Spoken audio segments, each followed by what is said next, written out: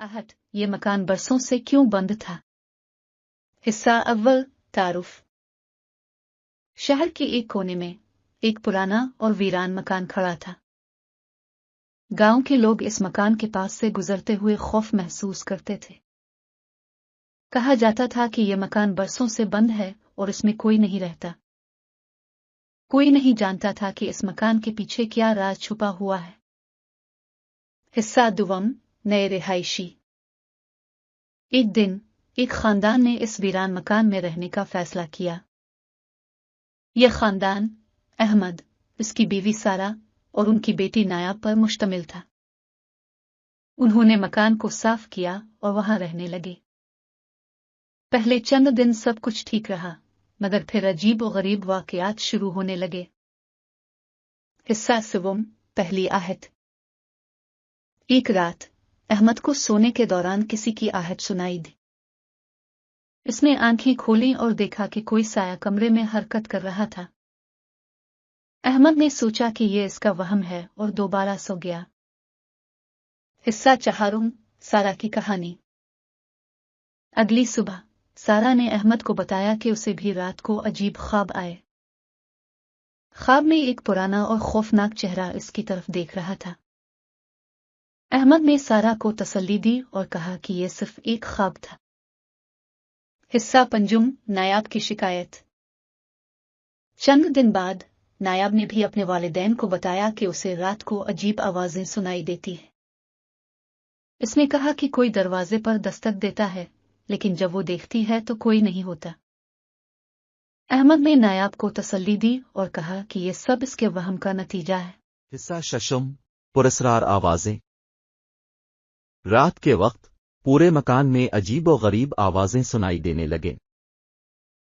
कभी दरवाजे खिलने की आवाज, कभी खिड़कियों पर दस्तक और कभी किसी के चलने की आहट।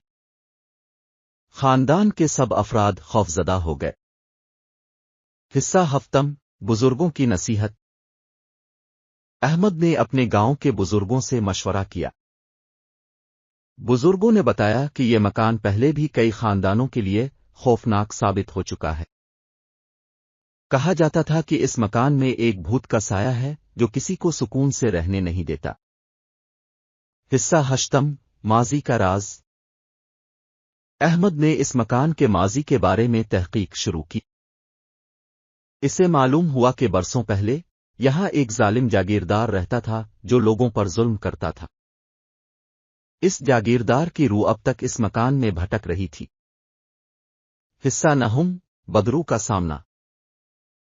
अहमद ने फैसला किया कि वो इस बदरू का सामना करेगा और इसे हमेशा के लिए खत्म करेगा। उसने एक आलम दीन से मशवरा लिया और एक खास वजीफा पढ़ने का तरीका सीखा।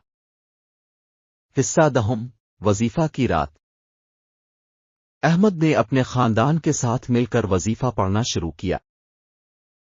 रात के वक्त जब सब वजीफा पढ़ रहे थे तो अचानक एक जोरदार चीख सुनाई दी। हिस्सा 11, खौफनाक मुकाबला। बदरू ने अपनी ताकत दिखाई और मकान की चीजें खुद ब खुद हरकत करने लगीं। अहमद और उसके खानदान ने हिम्मत नहीं हारी और वजीफा पढ़ते हिस्सा रहे। 12, बदरू का खात्मा। वजीफा के असर से बदरू की ताकत कमजोर होने लगी। आखिरकार बदरू ने एक जोरदार चीख मारी और मुकम्मल तौर पर तहलील हो गई। हिस्सा 13, सुकून की वापसी। बदरू के खात्मे के बाद अहमद और उसके खानदान ने सुकून की सांस ली। मकान में दोबारा अमन और सुकून आ गया। हिस्सा 14, सबक। ये कहानी हमें यह सबक देती है कि हमें हमेशा अपने खौफ का सामना करना चाहिए।